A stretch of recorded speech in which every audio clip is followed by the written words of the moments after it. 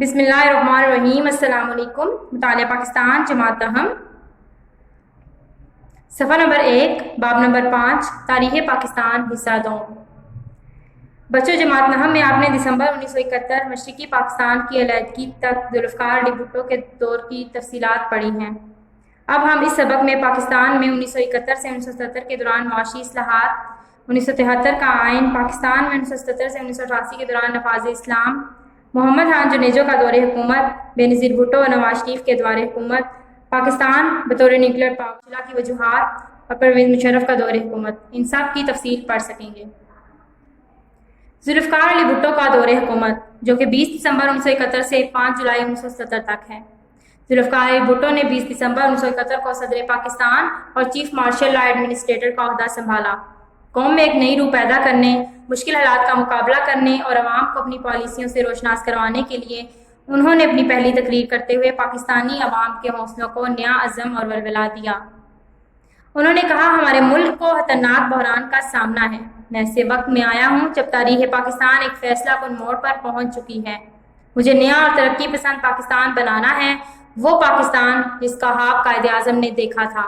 میرا یقین ہے وہ پاکستان ضرور بنے گا۔ 1971 سے 1970 کے دوران معاشی اصلاحات کے اہم پہلو۔ سب سے پہلے ہے صنعتوں کو قومی تحویل میں لینا۔ ذوالفقار علی بھٹو پاکستان میں صنعتی ترقی اور استحکام کو عوام کی ترقی کے لیے ضروری خیال کرتے تھے۔ ان کے دلوں میں عوام کی بھلائی کا جذبہ تھا۔ وہ سرمایہ داروں، دولت مندوں اور کارخانہ داروں کی پالیسیوں سے اتفاق نہیں کرتے تھے۔ عوام کو ان کی ناانصافی سے نجات دلانے کے لیے ذوالفقار علی بھٹو نے 2 جنوری 1972 کو ایک آرڈیننس جاری کیا، جس کے تحت 10 بڑی صنعتوں کو سرکاری کنٹرول میں لینے کا اعلان کیا گیا۔ ذوالفقار بھٹو کے حکومت کے ان اقدامات کی وجہ سے پاکستان میں صنعتی ترقی ہوئی اور ملک اقتصادی استحکام کی طرف گامزن ہوا۔ بینکوں اور بیمہ کمپنیوں کو قومی تحویل میں لینا۔ بڑے بڑے سرمایہ دار خاندانوں نے اپنے اپنے نجی بینک اور بیمہ کمپنیاں بنا رکھی تھیں، جس سے سرمایہ دارانہ نظام کو بہت تقویت مل رہی تھی۔ حکومت ان نجی بینکوں اور بیمہ کمپنیوں سے کوئی خاص فائدہ نہ تھا، چنانچہ حکومت نے ملک کے اقتصادی استحکام کے لیے 19 مارچ 1972 کو تمام لائف انشورنس کمپنیاں قومی ملکیت میں لے لیں۔ بینکوں اور بیمہ کمپنیوں کو قومی تحویل میں لینے سے حکومت کو اقتصادی لحاظ سے زبردست فائدہ پہنچا اور روپیہ عوام کی فلاح و بہبود پر خرچ ہوا۔ لیبر اصلاحات۔ بھٹو حکومت نے 10 فروری 1972 کو نئی لیبر پالیسی کا اعلان کیا، جس کے اہم نکات مندرجہ ذیل ہیں۔ ہر کارخانے میں انتظامی معاملات کو چلانے والی کمیٹی میں مزدوروں کے نمائندے بھی شامل کیے جائیں گے، جو کل تعداد کا 20% تھے۔ مزدوروں کو ہر سال ایک تنخواہ کے برابر بونس دینے کا اعلان کیا گیا۔ کارخانوں میں کام کرنے والے مزدوروں کے اوقات کار کو نئی شکل دی گئی۔ ان سے ایک ہفتے میں 54 گھنٹوں کے بجائے 48 گھنٹے کام لینے کی پابندی عائد کی گئی۔ ہر مزدور کو بڑھاپے میں پینشن، بیمہ اور گریجویٹی کے حقوق حاصل ہوں گے۔ مزدور کو رہائشی مکان اور تعلیم کی سہولتیں مہیا کی جائیں گی۔ ہر کارکن کا طبی معائنہ لازمی ہوگا۔ کم از کم ایک بچے کی کارخانے کی طرف سے میٹرک تک تعلیم کا انتظام ہوگا۔ زرعی اصلاحات۔ پاکستان کی اکثریت آبادی کا پیشہ زراعت ہے۔ بھٹو حکومت نے کسانوں کو استحصال سے بچانے کے لیے درجہ ذیل زرعی اصلاحات کا اعلان کیا۔ زمین کی انفرادی حد ملکیت 150 ایکڑ نہری اور 300 ایکڑ بارانی مقرر کی گئی۔ وہ سرکاری ملازمین جنہوں نے ملازمت کے دوران ریٹائرمنٹ اور 2 سال کے اندر زمین خریدی تھی، ایسے ملازمین کے لیے 100 ایکڑ زمین محدود کر دی گئی اور باقی زمینوں پر حکومت کا قبضہ ہو جانے کی پالیسی بنائی گئی۔ تعلیمی اداروں یعنی کالجوں، یونیورسٹیز وغیرہ کے علاوہ کوئی شخص مقررہ حد سے زائد زمین رکھنے کا حقدار نہ ہوگا۔ تمام شکارگاہیں حکومت نے اپنی ملکیت میں لے لیں۔ ٹریکٹر اور دوسری زرعی مشینیں خریدنے کے لیے کسانوں اور زمینداروں کو آسان اقساط پر قرضے دیے جانے لگے۔ نیشنلائزیشن کے صنعت، تعلیم، کامرس اور تجارت پر اثرات۔ سب سے پہلے ہے صنعت۔ اس پر مثبت جو اثرات تھے وہ ہیں 1972 کی لیبر اصلاحات سے صنعتی مزدوروں کا استحصال ختم ہوا۔ صنعتی ادارے حکومت کو پورے ٹیکس اور ڈیوٹی ادا کرنے لگے۔ مزدوروں کے ساتھ مل مالکان کا رویہ بہتر ہوا۔ صنعتی اثاثوں پر صرف 22 خاندانوں کا قبضہ تھا جو ختم ہوا اور سرمایہ دار طبقے کی حوصلہ شکنی ہوئی۔ صنعتی ادارے حکومت کی تحویل میں آنے سے حکومت کے لیے صنعتی اشیاء کی قیمتوں کو کنٹرول کرنا آسان ہو گیا۔ منفی اثرات۔ صنعتوں کو قومی تحویل میں لینے سے سرمایہ داروں نے پاکستان میں صنعتیں لگانا کم کر دیں۔ مزدور یونینز نے سیاسی آزادی کا بھرپور فائدہ اٹھایا اور عائد معاملات میں اضافے کے لیے ہڑتالیں اور مظاہرے ہونے لگے، جس سے مزدوروں کی کارکردگی بہت متاثر ہوئی۔ صنعتی اداروں میں ضرورت سے زیادہ سیاسی عملہ بھرتی ہوا، جس سے کام سے زیادہ امارات میں دلچسپی ہوئی۔ اس طرح کام کی استعداد روز روز کم ہوتی چلی گئی۔ تعلیم۔ نیشنلائزیشن کے تعلیم پر مثبت اور منفی اثرات کا جائزہ پیش کیا جا رہا ہے۔ مثبت اثرات۔ ذوالفقار علی بھٹو کی حکومت نے 1972 میں ملک کے بیشتر نجی تعلیمی ادارے قومی تحویل میں لے لیے۔ ان اداروں میں کام کرنے والے اساتذہ اور دیگر ملازمین کی تنخواہیں بہت کم تھیں۔ قومی آنے سے پرائیویٹ تعلیمی اداروں کے ملازمین کو تنخواہیں اور دیگر سہولتیں سرکاری تعلیمی اداروں کے برابر ہو گئیں۔ ملک کے طلباء کو بسوں اور ریل گاڑیوں کے کرایوں میں خصوصی رعایت دی گئی۔ میڈیکل، انجینئرنگ اور پیشہ ورانہ یونیورسٹیز قائم کر کے ہر شعبہ زندگی میں ترقی کی رفتار تیز سے تیز کرنے کا پروگرام بنایا گیا۔ ملک بھر میں اسکول اساتذہ کی تربیت کے لیے تربیتی ادارے کھول کر بے شمار غیر تربیت یافتہ استاذ کو تربیت دی گئی۔ علامہ اقبال اوپن یونیورسٹی کے قیام کی منظوری دی گئی، جس سے طلباء کو ریڈیو، ٹی وی اور بذریعہ خط و کتابت تعلیم کے مواقع میسر آئے۔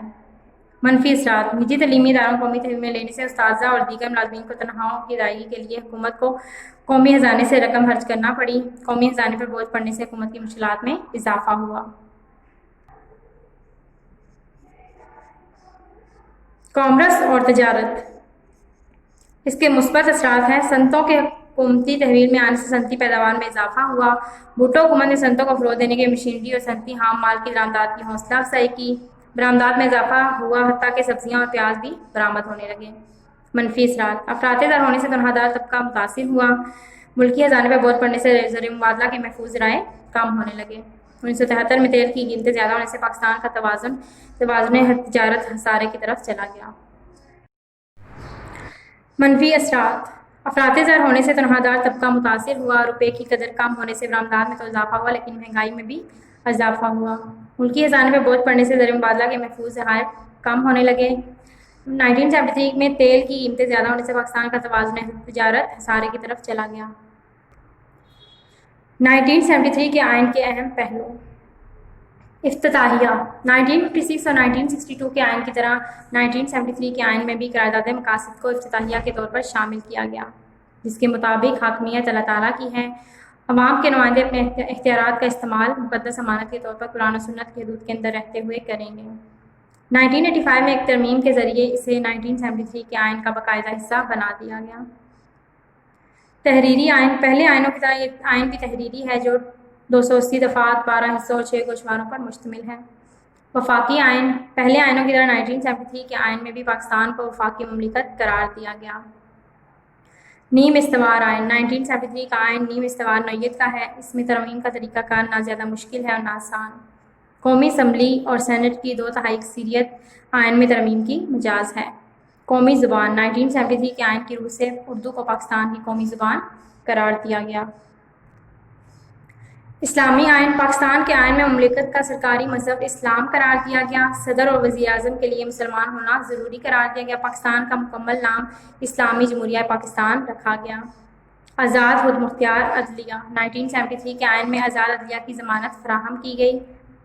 پارلیمانی آئین۔ 1973 کے آئین کے تحت قومی اسمبلی کی میعاد 5 سال مقرر کی گئی۔ ملک میں پارلیمانی نظام رائج کیا گیا۔ ملک کا سربراہ صدر اور حکومت کا سربراہ وزیر اعظم ہوتا ہے۔ آئین کی بالادستی۔ اگر کوئی شخص موجودہ آئین کو غیر آئینی طریقے سے توڑے گا یا توڑنے کی کوشش کرے گا تو اس پر سنگین غداری کے الزام میں مقدمہ چلایا جائے گا۔ آئینی ادارے۔ 1973 کے آئین میں مرکزی اور صوبائی مفادات اور معاملات کے تحفظ کے لیے آئین نے کئی ایک ادارے بھی تشکیل دیے۔ 2 ایوانی مکنا۔ 1973 کے آئین کے مطابق پارلیمنٹ 2 ایوانوں پر مشتمل ہوگی۔ ایوان بالا سینٹ اور ایوان زرعی قومی اسمبلی کہلاتا ہے۔ بنیادی حقوق۔ آئین میں شہریوں کو تمام بنیادی حقوق حاصل ہیں۔ پارلیمنٹ اور صوبائی اسمبلیوں کو بنیادی حقوق کے منافی کوئی قانون بنانے کی اجازت نہ ہو۔ جنرل ضیاء الحق کا دور حکومت، جو کہ 1977 سے 1988 تک تھا۔ 1977 کے عام انتخابات میں ملک کی تمام سیاسی جماعتوں نے مل کر پیپلز پارٹی کا مقابلہ کرنے کا فیصلہ کیا۔ 7 مارچ 1977 کو قومی اسمبلی کے انتخابات، جس میں پیپلز پارٹی بھاری اکثریت سے جیتی۔ قومی اتحاد نے اس پر دھاندلی کا الزام لگا کر 10 مارچ کو ہونے والے صوبائی اسمبلیوں کے انتخابات کا بائیکاٹ کیا۔ جب حالات زیادہ خراب ہوئے تو مسٹر بھٹو نے قومی اتحاد کو مذاکرات کی دعوت دی۔ ابھی مذاکرات جاری تھے کہ 5 جولائی 1970 کو فوج کے جنرل ضیاء الحق نے بھٹو حکومت کا دستہ الٹ دیا اور مارشل لا نافذ کر دیا۔ 17 اگست 1988 کو جنرل ضیاء الحق ایک حادثے کا شکار ہوئے۔ انہوں نے قریباً 11 سال ملک پر حکومت کی ہے۔ سینٹ کے چیئرمین غلام اسحاق خان نے قائم مقام صدر کا عہدہ سنبھال لیا۔ 1977 سے 1988 کے دوران پاکستان میں نفاذ اسلام کے اہم پہلو۔ سب سے پہلے ہے شرعی عدالتوں کا قیام۔ 10 فروری 1979 کو ایک آرڈیننس کے ذریعے تمام ہائی کورٹس میں شریعت بینچ قائم کر دیے گئے۔ ان میں علماء کو بطور جج رکھا گیا۔ شرعی حدود کا نفاذ۔ 1979 میں حکومت نے شرعی حدود کا آرڈیننس نافذ کیا، جس کے مطابق چوری، شراب نوشی اور دوسرے جرائم پر شرعی سزائیں دینے کے احکامات جاری کیے گئے۔ زکوٰۃ و عشر کا نظام۔ اس نظام کے مطابق صاحب نصاب مسلمان سے ہر سال بینکوں میں جمع شدہ رقوم کی بنیاد پر 1 رمضان کو 2.5% زکوٰۃ وصول کی جاتی ہے۔ سود کا خاتمہ۔ 1 جنوری 1981 سے سود سے نجات حاصل کرنے کے لیے نفع نقصان کی بنیاد پر کھاتے کھولے گئے۔ اسلامیات اور مطالعہ پاکستان کی تعلیم BA تک لازمی قرار دی گئی۔ اسکولوں، کالجوں اور سرکاری دفاتر میں ظہر کی نماز کا اہتمام کیا گیا۔ رمضان کا احترام نہ کرنے والوں کو 3 ماہ قید اور 500 روپے جرمانے کی سزا دی جا سکتی ہے۔ دینی مدارس۔ ضیاء دور میں دینی مدارس کی سرپرستی کی گئی، ان کو سالانہ امداد دی جاتی تھی۔ اسکولوں میں جماعت ششم سے جماعت ہشتم تک عربی زبان کی تعلیم کو لازمی قرار دیا گیا۔ اسلامی قانون کے ہر پہلو پر تحقیق کرنے کے لیے 1981 سے اسلام آباد میں بین الاقوامی یونیورسٹی نے کام شروع کیا۔ اسلام آباد کی قائد اعظم یونیورسٹی میں شریعت فیکلٹی قائم کی گئی، جہاں قرآن و سنت کے مطابق تدریس کا بندوبست کیا گیا۔ محمد خان جنیجو کا دور حکومت، جو کہ 1985 سے 1988 تک ہے۔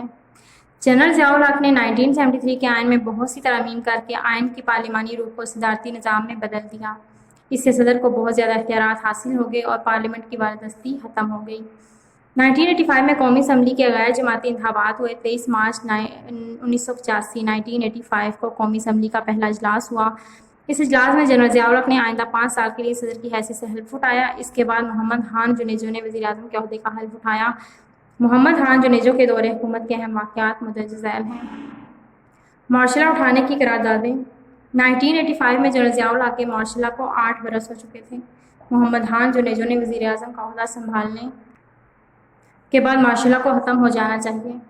چنانچہ مارشل لا اٹھانے کی قراردادیں سینٹ، قومی اسمبلی اور صوبائی اسمبلیوں نے پاس کی۔ اس طرح 30 دسمبر 1985 کو مارشل لا اٹھانے کا اعلان کر دیا گیا۔ محمد خان جنیجو بطور صدر مسلم لیگ۔ قومی اسمبلی کے غیر جماعتی ارکان کو کسی نظم و ضبط کا پابند بنانے کے لیے ایک سرکاری پارلیمانی گروپ تشکیل دیا گیا۔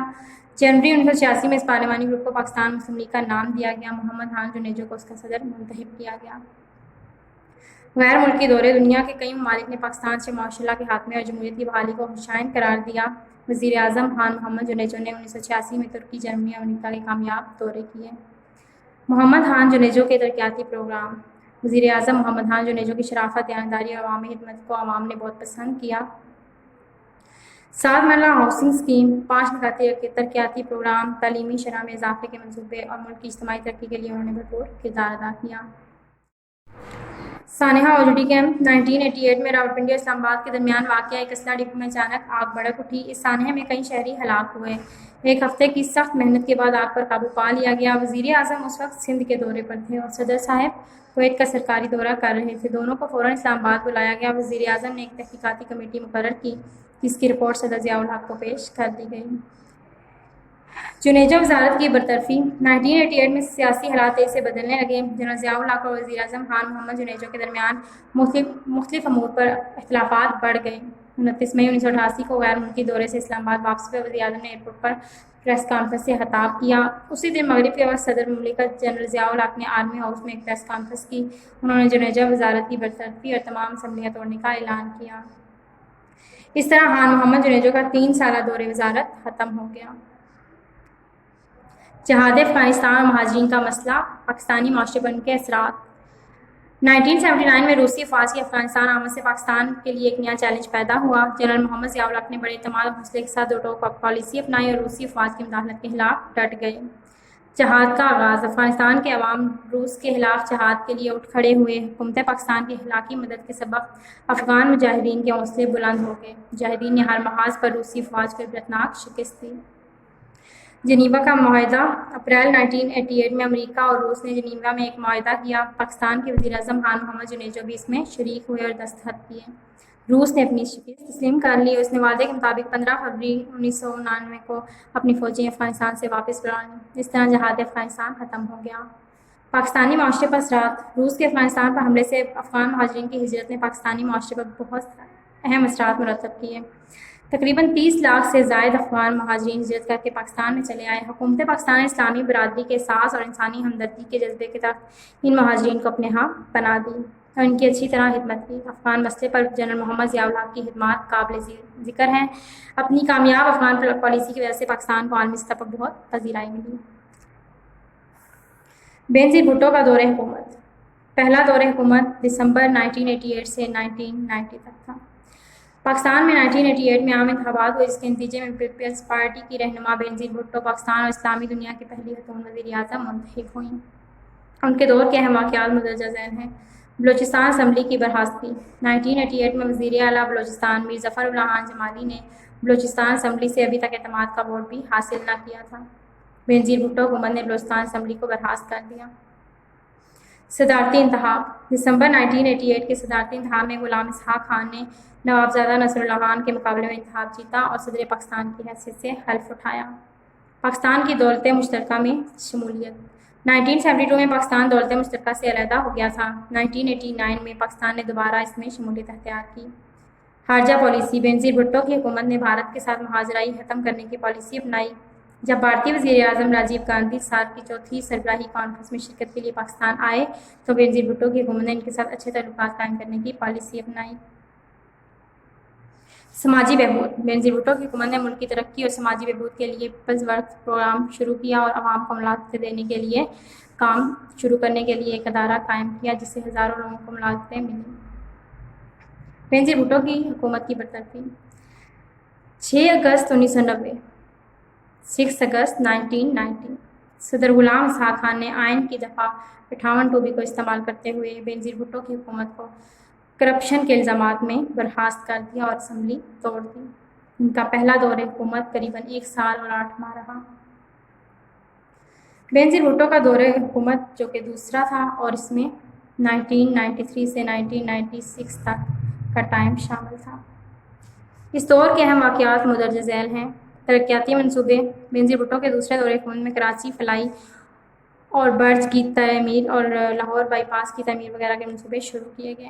کسانوں اور خواتین کے لیے منصوبے۔ بینظیر بھٹو نے کسانوں کے قرضے دینے کے لیے کسان بینک قائم کیا اور عوامی ٹریکٹر اسکیم شروع کی۔ خواتین کے لیے سماجی اور صحت کی پالیسیاں بنائیں۔ خواتین پولیس اسٹیشن اور عدالتیں بھی قائم کی جس سے خواتین کی حوصلہ افزائی ہوئی۔ 8واں 5 سالہ منصوبہ۔ بینظیر بھٹو کی حکومت نے 1993 میں 8واں 5 سالہ منصوبہ بنایا جس سے ملک کی ترقی کی رفتار تیز ہوئی۔ بیرونی دورے اور مسئلہ کشمیر۔ بینظیر بھٹو نے ایران اور ترکی کے کامیاب دورے کیے، مسئلہ کشمیر میں ان مملکت کی حمایت حاصل کی اور مختلف شعبوں میں تعاون کے کئی سمجھوتے کیے۔ بینظیر بھٹو حکومت کی برخاستگی۔ صدر فاروق احمد لغاری اور وزیر اعظم بینظیر بھٹو کے درمیان مختلف امور پر اختلاف پیدا ہو گیا جس کی بنا پر صدر نے آئین کی دفعہ 58 کا استعمال کرتے ہوئے ان پر بدعنوانی کے الزامات لگا کر ان کی حکومت کو برخاست کر دیا۔ اس بار بینظیر بھٹو کو قریباً 3 سال کام کرنے کا موقع ملا۔ میاں محمد نواز شریف کا دور حکومت۔ نومبر 1990 میں پاکستان مسلم لیگ کے میاں محمد نواز شریف نے ملک کے وزیر اعظم کا حلف اٹھایا۔ ان کے اس پہلے دور کے اہم واقعات مندرجہ ذیل ہیں۔ زرعی پالیسی کا اعلان۔ نواز شریف حکومت نے کسانوں کی حالت کو بہتر کرنے کے لیے 1991 میں زرعی پالیسی کا اعلان کیا جس کے لیے 10 کروڑ روپے مختص کیے گئے۔ نجکاری کمیشن کا قیام۔ 1991 ہی میں حکومت نے نجکاری کمیشن کے قیام کا اعلان کیا۔ اس سے سرکاری بینکوں اور مالیاتی اداروں میں اصلاحات کی گئیں۔ پرائیویٹ شعبے میں بینک قائم کرنے کی حوصلہ افزائی کی گئی۔ صوبوں کے درمیان پانی کی تقسیم کا معاہدہ۔ پاکستان کے 4 صوبوں کے درمیان دریا سندھ کے پانی کی تقسیم پر تنازع چل رہا تھا۔ حکومت کی کوششوں سے یہ حل ہو گیا اور ان کے درمیان ایک معاہدہ طے پا گیا۔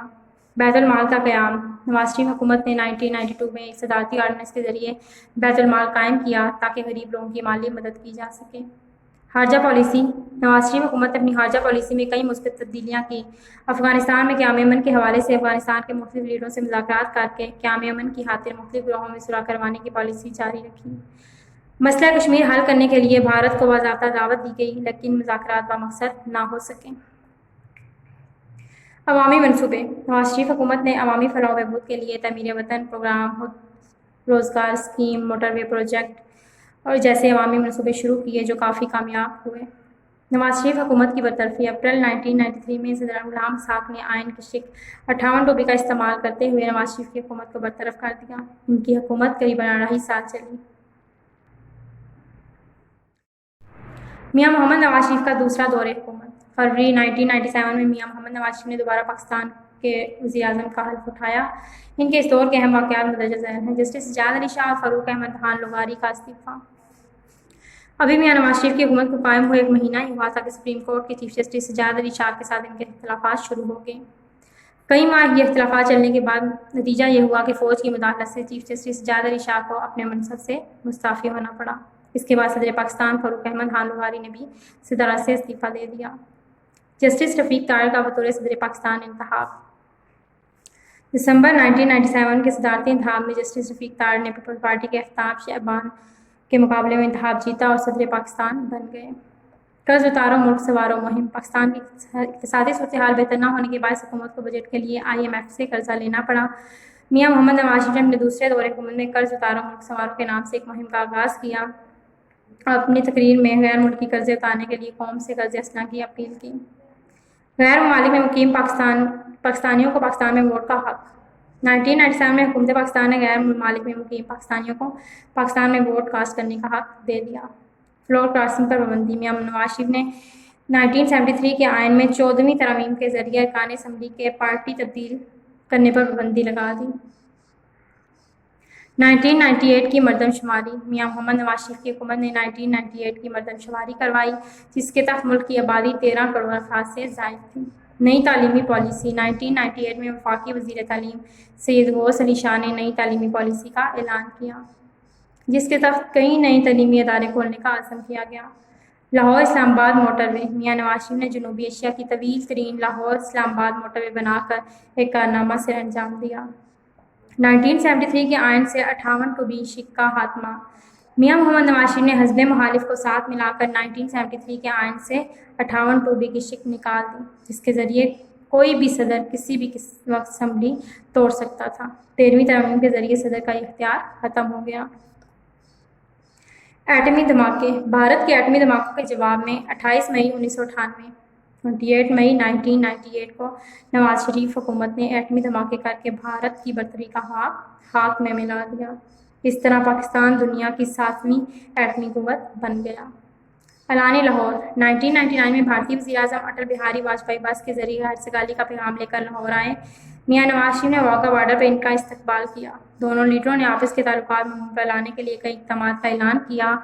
ایک مشترکہ اعلامیہ پر بھی دستخط ہوئے جسے اعلان لاہور کا نام دیا جاتا ہے۔ وابٹا میں فوج کی آمد 1999 میں میاں نواز شریف نے وابٹا سے کرپشن ختم کرنے اور بڑھتی ہوئی لوڈ شیڈنگ کو کم کرنے کے لیے وابٹا کو فوج کے حوالے کر دیا، جس کے کافی حوصلہ افزا نتائج برآمد ہوئے۔ کارگل پر لشکر کشی 1999 میں کارگل کے محاذ پر پاکستان اور انڈیا کی فوجوں کے درمیان جنگ چھڑ گئی۔ بعد میں امریکی صدر بل کلنٹن کی مداخلت پر دونوں ملکوں نے جنگ بندی کا اعلان کیا۔ 12 اکتوبر 1999 کو جنرل پرویز مشرف نے وزیر اعظم نواز شریف کی جمہوری حکومت کا تختہ الٹ کر ملک پر قبضہ کر لیا۔ طیارہ اغوا کیس میں خصوصی عدالت نے نواز شریف کو کسی بھی پبلک عہدے کے لیے نااہلی، جرمانے اور قید کی سزا سنائی۔ سعودی حکومت کی مداخلت پر انہیں جلا وطن کر کے سعودی عرب بھیج دیا گیا۔ پاکستان بطور ایٹمی طاقت 1971 میں ذوالفقار علی بھٹو نے اقتدار سنبھالا تو انہوں نے کہا ایٹمی سائنس ہماری ترقی اور دفاع کے لیے ضروری ہے، مگر ہم ایٹمی توانائی کی خواہش جنگ یا تباہی کے لیے نہیں بلکہ اپنی بہتری اور ترقی کے لیے رکھتے ہیں۔ 1992 میں کراچی میں پاکستان کا پہلا ایٹمی بجلی گھر قائم کیا گیا، مگر یہ ملکی ضروریات کو پورا نہیں کر رہا تھا۔ پاکستان میں بڑھتی ہوئی صنعتوں کی ترقی کے لیے مزید ایٹمی توانائی کا حصول بہت ضروری تھا۔ بھارت نے جب 1974 میں راجستھان کے صحرا میں اپنا پہلا ایٹمی دھماکہ کیا تو وہ ایٹمی ملک رکھنے والا ملک بن گیا۔ بھارت کے ایٹمی دھماکے سے جنوبی ایشیا میں طاقت کا توازن بگڑ گیا، چنانچہ پاکستان نے بھی ایٹمی طاقت بننے کے لیے کوششیں شروع کر دیں۔ ذوالفقار بھٹو نے فرانس سے ایٹمی ری پروسیسنگ پلانٹ کے حصول کی خواہش کی۔ 1976 میں دونوں ممالک میں پلانٹ کی خریداری کا معاہدہ طے پا گیا، لیکن بھارت، روس، امریکہ اور دوسری ایٹمی طاقتوں کو یہ بات پسند نہ آئی۔ مجبوراً فرانس نے معاہدے کے باوجود پلانٹ کی فراہمی روک دی۔ بعد میں جنرل محمد ضیاء الحق کے دور حکومت میں ڈاکٹر عبدالقدیر خان کی نگرانی میں پاکستان کا جوہری پروگرام جاری رہا۔ اس اعلان کے ہوتے ہی پاکستان دشمن عناصر نے پاکستان کے جوہری پروگرام کے خلاف پروپیگنڈا تیز کر دیا اور الزام لگایا کہ پاکستان امریکی F-16 اور فرانسیسی طیارے معراج کے ذریعے ایٹمی ہتھیار استعمال کر سکتا ہے، جو بھارت کے بڑے شہروں تک رسائی حاصل کر سکتے ہیں۔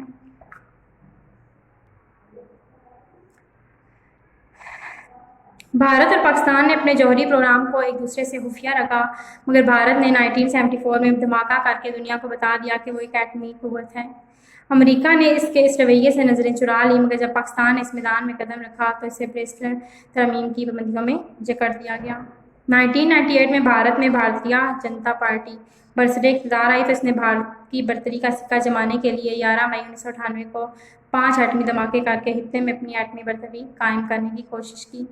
امریکی صدر بل کلنٹن نے پاکستان کے وزیر اعظم نواز شریف کو بھارتی جارحیت کا جواب دینے سے منع کیا اور دھمکی دی کہ اگر پاکستان نے جوابی دھماکے کیے تو اس کی اقتصادی امداد بند کر دی جائے گی، مگر وزیر اعظم نواز شریف نے امریکی صدر کی بات ماننے سے انکار کر دیا۔ عالمی دباؤ کے باوجود پاکستان کی حکومت نے اپنے عوام کے مطالبے پر اخلاقی جرات اور قومی غیرت کا مظاہرہ کرتے ہوئے 28 مئی 1998 کو بلوچستان کے چاغی پہاڑ میں بھارت کے 5 دھماکوں کے مقابلے میں 7 دھماکے کیے۔ ان دھماکوں کے ساتھ ہی پاکستان دنیا کا 7واں اور عالمی اسلام کا پہلا ایٹمی ملک بن گیا۔ جو ہی چاغی کے پہاڑوں میں اللہ اکبر کا نعرہ گونجا، پاکستانی فوج کا سر فخر سے بلند ہو گیا اور دشمن کا غرور خاک میں مل گیا۔ 28 مئی کو یوم تکبیر کا نام دیا گیا ہے۔ قوم ہر سال یہ دن پورے جوش و خروش سے مناتی ہے۔ Local government plan 2000۔ General Pervez Musharraf کی حکومت سنبھالنے کے بعد مقامی حکومتوں کے نظام میں واضح تبدیلیاں لانے کا وعدہ کیا تاکہ اقتدار عوام کی نچلی سطح تک منتقل ہو سکے۔ پاکستان میں مقامی حکومت کو 3 حصوں یونین حکومت، تحصیل حکومت اور ضلعی حکومت میں تقسیم کیا گیا۔ یونین حکومت یونین ناظم، یونین نائب ناظم، یونین کونسل، یونین انتظامیہ پر مشتمل ہوگی۔ عوام یونین کونسل کے اراکین کا انتخاب کرتی ہے۔ اس کے اراکین کی کل تعداد 15 ہے۔ اپنی حدود کے اندر سیکیورٹی کا انتظام، اپنے علاقے کی ترقی و خوشحالی کے لیے سالانہ ترقیاتی پروگرام بنانا، فوجداری، دیوانی، خاندانی تنازعات اور مسائل کو حل کرنا وغیرہ یونین کونسل کے فرائض میں شامل ہیں۔ تحصیل حکومت۔ تحصیل حکومت تحصیل ناظم، نائب تحصیل ناظم، تحصیل کونسل اور تحصیل انتظامیہ پر مشتمل ہوگی۔ تحصیل ناظم اور نائب ناظم کی تعلیمی قابلیت کم از کم میٹرک ہوگی۔ ان کا انتخاب تحصیل میں موجود تمام یونین کونسلز مل کر کریں گے۔ تحصیل حکومت کا سربراہ تحصیل ناظم ہوگا۔ تحصیل ناظم کے ماتحت ایک تحصیل میونسپل آفیسر کام کرے گا۔ ان شعبوں میں مالیات، بجٹ اور اکاؤنٹ، ذمہ داروں کے استعمال کا ریکارڈ، منصوبہ بندی، دیہی شہری منصوبہ بندی، میونسپل رابطہ و درجہ بندی کے وغیرہ شامل ہوتے ہیں۔ ضلعی حکومت ضلعی ناظم اور نائب ناظم، ضلعی کونسل اور ضلعی انتظامیہ پر مشتمل ہوگی۔ ایک ضلع کے اندر تمام یونین کونسل کے ناظم ضلع کونسل میں شامل ہوتے ہیں۔ ضلع کونسل کی کل تعداد کا 33% حصہ عورتوں کے لیے، 6% نشستیں کسانوں اور مزدوروں کے لیے، 5% نشستیں اقلیتوں کے لیے مخصوص ہوتی ہیں۔ ضلع کی حدود کے اندر وفاقی اور صوبائی قوانین پر عمل درآمد کروانا ان کا کام ہوتا ہے۔ ضلعی حکومت کو ضلعی ٹیکس کی فہرست کے مطابق ٹیکس لگانے اور ٹیکسوں میں کمی بیشی کرنے کا اختیار بھی ہوتا ہے۔ جنرل پرویز مشرف نے فروری 2008 میں انتخابات کروائے، جس کے نتیجے میں مسلم لیگ کاف اکثریت حاصل نہ کر سکی۔ پیپلز پارٹی اور مسلم لیگ نون نے ان انتخابات میں اکثریت حاصل کی۔ سید یوسف رضا گیلانی پاکستان کے وزیر اعظم بنے۔ 2013 کے انتخابات میں مسلم لیگ نواز کو اکثریت حاصل ہوئی اور اس جماعت کے محمد نواز شریف نے وزیر اعظم کا عہدہ سنبھالا۔ جنرل پرویز مشرف روشن خیال انسان تھے۔ انہوں نے اقتدار میں آنے کے بعد روشن خیالی کا نظریہ پیش کیا، جو کہ مصطفیٰ کمال آتاترک کے نظریات سے متاثر ہو کر اپنایا گیا۔ پرویز مشرف نے اپنے دور حکومت میں صنعتی لحاظ سے بہت سی اصلاحات کی اور ملک صنعتی طور پر ترقی کی طرف گامزن ہوا۔ مشرف دور میں حکومت میں ملک میں کئی نئی صنعتیں بھی قائم ہوئی، جن میں موٹر گاڑیوں کی تیاری کی صنعت، موٹر سائیکل بنانے کی صنعت، چینی بنانے کی صنعت اور ضروریات سامان بنانے کی صنعتیں وغیرہ قابل ذکر ہیں۔ پرویز مشرف اور شوکت عزیز کی متعارف کردہ اقتصادی اصلاحات: جی ڈی پی میں اضافہ اور نئی صنعتوں کا قیام، سرمایہ کاری کی ترغیب، ملکی خسارے میں کمی، توانائی کا حصول۔ یہ وہ اصلاحات ہیں جو اقتصادی طور پر پرویز مشرف اور شوکت عزیز نے متعارف کرائیں۔ امید ہے کہ اس چیپٹر کی آپ کو سمجھ آ گئی ہوگی۔ اب ہم اس کے مشقی سوالات کریں گے۔ حصہ اول، ہر سوال کے 4 جوابات دیے گئے ہیں، درست پر ٹک کا نشان لگائیں۔ 20 دسمبر 1971 کو صدر پاکستان اور چیف مارشل لا ایڈمنسٹریٹر کا عہدہ سنبھالا ذوالفقار علی بھٹو نے۔ یوم تکبیر منایا جاتا ہے۔ مختصر جوابات دیں۔ یونین کونسل کے 2 فرائض تحریر کریں۔ صفحہ نمبر 26، یونین حکومت اپنی حدود کے اندر سیکیورٹی کا انتظام، یہاں سے اس کا آنسر سٹارٹ ہوتا ہے۔ سوال نمبر 1، مختصر جوابات اور یونین کونسل کے فرائض میں شامل ہے، یہاں تک۔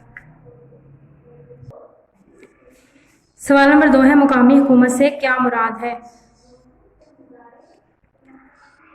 صفحہ نمبر 24، مقامی حکومت، یہ ٹاپک جون سا ہے وہ آنسر ہے۔ سوال نمبر 2، مقامی حکومت سے کیا مراد ہے؟ سوال نمبر 3 ہے، صدر غلام اسحاق خان نے کن الزامات کے تحت بینظیر بھٹو کی حکومت برطرف کی؟ صفحہ نمبر 17، بینظیر حکومت کی برطرفی 6 اگست 1990 کو، یہاں سے سٹارٹ ہوگا اس کا آنسر۔ اور بینظیر بھٹو حکومت پر کرپشن وغیرہ کے الزامات لگا کے ان کی حکومت کو برخاست کر کے قومی اسمبلی توڑ دی۔ ان کا پہلا دور حکومت قریباً 1 سال اور 8 ماہ رہا، یہاں تک جواب ہے اس کا۔ سوال نمبر 4 ہے، مشرف دور حکومت میں خواتین کے لیے 2 اقدامات لکھیں۔ مشرف دور حکومت میں خواتین کے لیے کیے گئے 2 اقدامات کے نام لکھیں۔ صفحہ نمبر 28، پاکستان کی تاریخ میں پہلی بار ایک خاتون ڈاکٹر شمشاد اختر کو اسٹیٹ بینک آف پاکستان کا گورنر بنا دیا گیا، یہاں سے سٹارٹ ہوگا اس کا آنسر۔ پاکستان کی تاریخ میں پہلی بار، یہاں سے سٹارٹ ہوگا اور اینڈ تک۔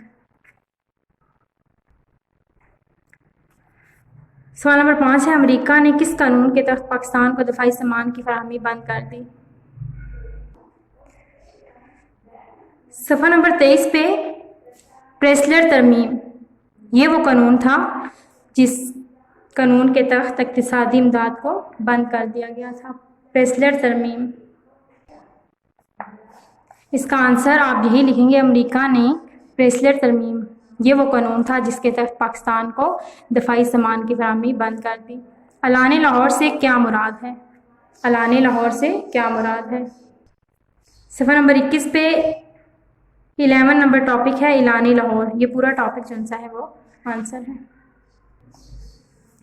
1973 کے آئین کو وفاقی آئین کیوں کہا جاتا ہے؟ بچوں صفحہ نمبر 9، وفاقی آئین، یہ ٹاپک آنسر ہے اس کا۔ نیکسٹ ہے، وزیر اعظم ذوالفقار علی بھٹو نے زرعی زمین کی انفرادی ملکیت کتنی مقرر کی؟ صفحہ نمبر 5، زمین کی انفرادی حد ملکیت 150 ایکڑ نہری اور 300 ایکڑ بارانی مقرر کی گئی، یہ آنسر ہے اس کا۔ نیکسٹ ہے، حبیب بینک اور یو بی ایل کی نجکاری کتنے روپے میں کی گئی؟ صفحہ نمبر 29، دسمبر 2004 میں حبیب بینک کو صرف 22 بلین روپے میں بیچ دیا گیا اور یو بی ایل کو صرف 13 بلین روپے میں بیچ دیا گیا۔ لاسٹ ہے، امیدواروں کے لیے بی اے کی شرط کس الیکشن میں لازمی قرار دی گئی؟ صفحہ نمبر 27، بی اے کی شرط۔ اکتوبر 2002 میں ملک میں انتخابات منعقد ہوئے، جنرل مشرف نے نومبر 2002 میں آئندہ 5 سال کے لیے صدر مملکت کا حلف اٹھایا۔ پاکستان میں پہلی بار امیدوار کا گریجویٹ بی اے پاس ہونا لازمی قرار دیا گیا، یہ آنسر ہے اس کا۔ سوالات کے تفصیل سے جواب دیں۔ ضلعی حکومت کی تشکیل اور فرائض بیان کریں۔ صفحہ نمبر 27، ضلعی حکومت، یہ فل ٹاپک آپ کا آنسر ہے سوال نمبر 1 کا۔ 1977 اور 1988 کے درمیان نفاذ اسلام کے سلسلے میں کی گئی کوششوں کا ذکر کریں۔ صفحہ نمبر 11 1977 سے 1988 کے دوران پاکستان میں نفاذ اسلام کے اہم پہلو، یہ فل ٹاپک آپ کا آنسر ہے، یہاں سے سٹارٹ ہوتا ہے صفحہ نمبر 11 اور صفحہ نمبر 13 لاسٹ پوائنٹ تک، ٹھیک ہے۔ پاکستان کے جوہری پروگرام کی وضاحت کریں۔ صفحہ نمبر 22 پاکستان بطور ایٹمی طاقت، فل ٹاپک اس کا آنسر ہے۔ درج ذیل عنوانات پر جامعہ نوٹ لکھیں۔ تحصیل کونسل، تحصیل انتظامیہ اور تحصیل ناظم اور نائب ناظم۔ صفحہ نمبر 26 تحصیل حکومت، یہ فل ٹاپک۔ میاں نواز شریف کے ادوار حکومت کے اہم واقعات بیان کریں اور وزیر اعظم بینظیر بھٹو کے ادوار حکومت کے اہم واقعات بیان کریں۔ صفحہ نمبر 18 میاں محمد نواز شریف کا دور حکومت، دونوں دور اس میں آ جاتے ہیں۔ اور صفحہ نمبر 16 بینظیر بھٹو کا دور حکومت، اس میں بھی ان کے دونوں دور حکومت شامل ہیں۔ 1973 کے آئین کے اہم پہلو، 1973 کے آئین کے اہم پہلو فل ٹاپک آنسر ہے۔ صفحہ نمبر 9 پہ آنسر سٹارٹ ہوتا ہے۔